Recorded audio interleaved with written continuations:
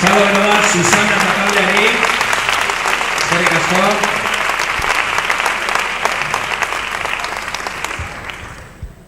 Bueno, goiz aurrera doa, bagoaz bukatzen, bigarren zati aldu gara.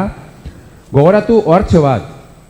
Hemen behian, konservatoriaren behan, Euskal Luteria eskola dago, eta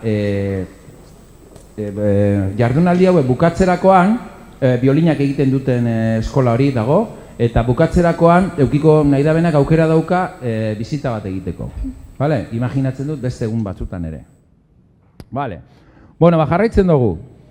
Orain, gurekin Bihotz Fradua ezagutzen duzuela uste dut, musikan lizentziatua da, eta gaur egun Eleizalde ikastolan ematen ditu klaseak.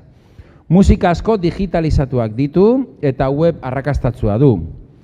Euskal kantagintzari garrantzi handia ematen dio eta IKTak erabiltzen ditu bere klaseetan. Beraz, aurrera Bihotz!